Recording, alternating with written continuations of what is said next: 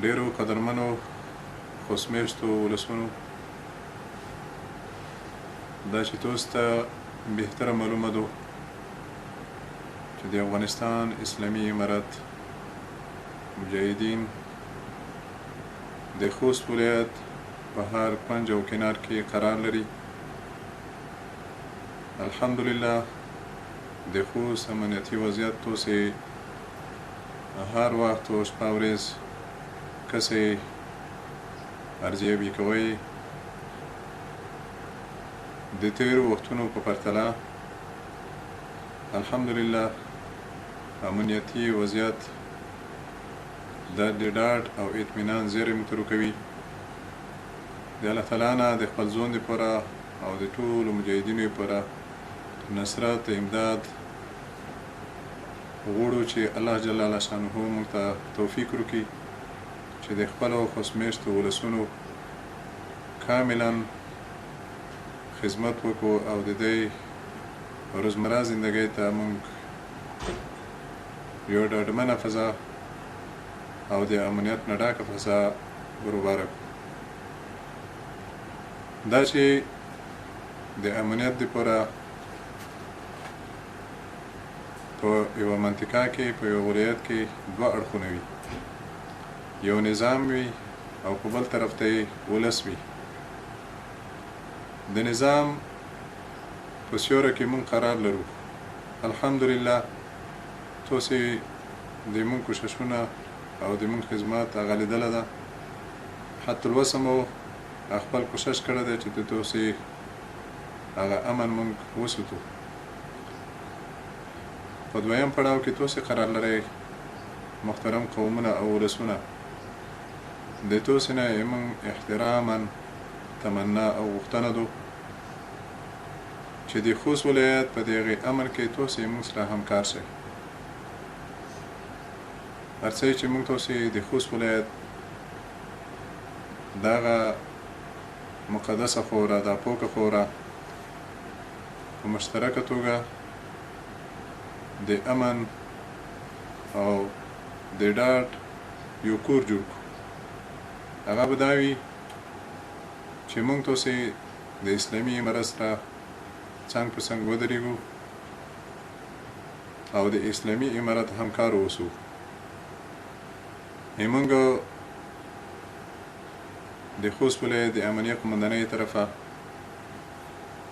مخکې هم اعلان شوی چې د هر چا سره نظامي وسایل وسایط په کورونو کې په کلیو کې موجود وي، نو په ډېر احترام سره موږ دا غوښتنه ده چې هغه خپلو ارګانونو ته وسپارئ.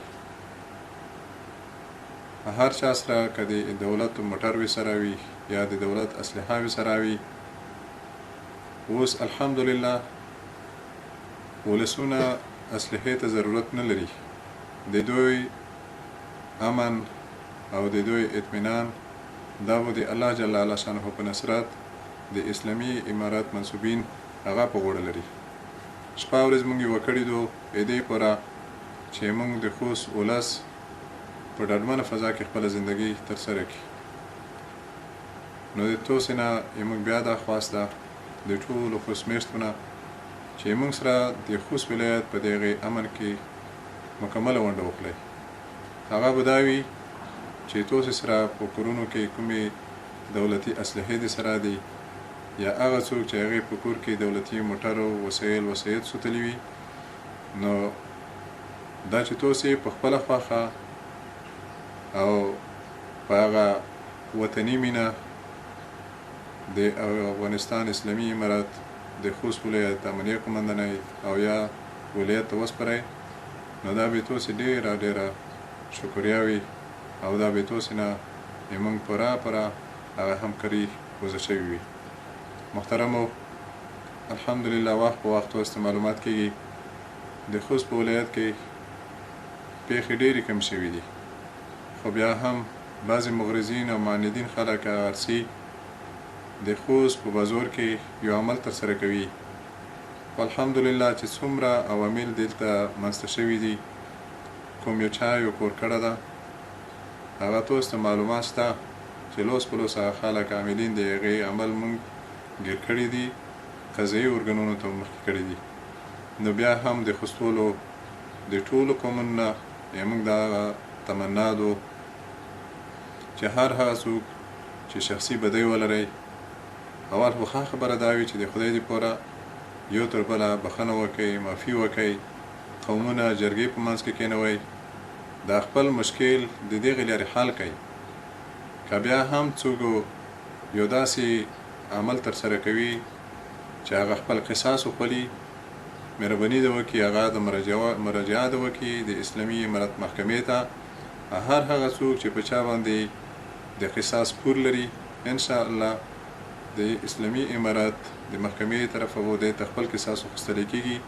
خو البته دا یوه خبره چې یو سړی ارڅي دی په بزور کې داسې یو عمل ترسره کوي چې هغې نه خوستولو ته او خوستمېشتو ولسونو ته تشویش پیدا کېږي، دا اجازه بیا موږ چاته نه ورکوو، ولو که هغه خپل پور وخولي، هغه خپل انتقام وخولي، موږ هېڅ چاته دا اجازه نشته. او که ومنیولو بیا به انشاءالله د خپل عمل په سزا رسیږي.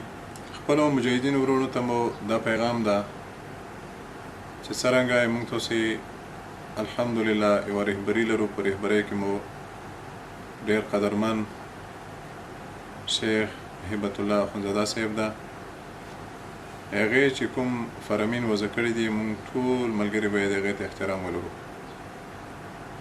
هغه دا چې په دولتي خلکو بېځایه لګېدل، د چا کورونو ته بغیر د ولایت یا د قومندانۍ نه بې اجازې ورتلل، یا د چا په کور نیچپه اچول، قطعا باندې هیڅ یو ملګری نشي کړلی او نه اجازه لري چې د چا کور ته ویر شي، یا د چا په کور نیچپه وچوي، یا د هغې نه شخصي مطالبه وکړي.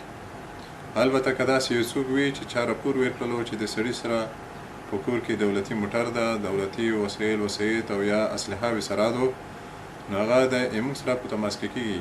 موږ به انشاءالله د هغې ساحې چې کوم مسؤل کسان وي د هغې په توسط خبر ورکوو. د کلي یو مشر امام هغه برغوړي، هغې سره به خبره کړله کېږي. نو هغه شی چې د ده سره ورسره وي دولتي شی، هغه به انشاءالله د نه موږ په ښه طریقه وصولوو. خو په بل اړخ کې مو دې خلکو ته هم دغه توصیه ده چې نوره مجاهدین مه زوروئ. هغه څه چې تاسو سره د سرحد په کورونو کې مسوتلي دي، دغه شیان، دغه اسباب دا تاسو ټول بیت المال ته تسلیم کړئ، وصولې کړئ، تاسو به هم د مشکل نه خلاص وئ، موږ دپاره به هم یو سرخوږی نه وي. نو دا مو د خپل مجاهدینو نه ډېره احترامانه هیله ده چې بېځایه څوک تکلیف نه کوي. واخر دعوانا الحمد لله رب العالمین.